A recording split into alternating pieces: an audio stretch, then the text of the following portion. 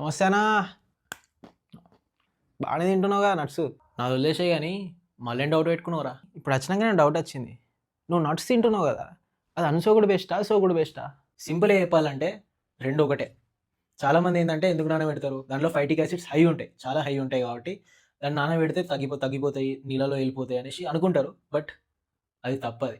Phytic acids అట్లే ఉంటాయి. నువ్వు ఎంత నానబెట్టినా అది తగ్గితే 5% అన్న తగ్గుతుంది, లేదంటే అంతే ఉంటుంది. ఇది నేను చెప్పింది కాదు, సైంటిస్టులు రీసెర్చ్ చేసిన అనమాట. లిక్విడ్ క్రోమటోగ్రఫీ అని ఉంటుంది ఒక మిషన్, దాంట్లో టెస్ట్ చేసి ఏంటంటే ఆ ఫైటిక్ యాసిడ్స్ అట్లే ఉన్నాయి.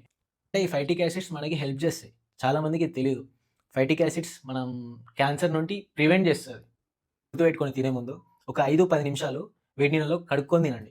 ఎందుకంటే అలా బ్యాక్టీరియా ఉంటుంది. అందరు చేతి పెడతారు ఆ నట్స్లో, చేతి పెట్టి తినేసి పడేస్తారు, కొంచెం బ్యాక్టీరియా ఉంటుంది. సో 5-10 నిమిషాలు వేడి నీళ్ళలో కడుక్కొని మంచిగా క్లీన్ చేసుకొని తినేసేయండి. నట్స్ తినేటప్పుడు కూడా అటో దవడకి ఇటో దవడకి వేసి అట్లా 2 సార్లు నవ్వులేసి మింగేస్తారు. బట్ అట్లా తినద్దు. ఇది మంచిగా నోట్లో పేస్ట్ చేసుకొని తినండి. మనం అంటే మనకు పనులు ఉన్నాయి, మనం పేస్ట్ చేసుకొని మింగేస్తాం.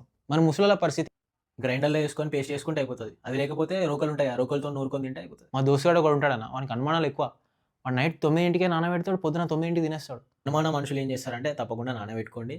డైజెస్టివ్ ప్రాబ్లమ్స్ ఉన్నా నానబెట్టుకొని తినండి. ఏదో ఒక రోజు మర్చిపోయాను అనుకో నానబెట్టడం, అయినా తినేసేయండి. Right, bye.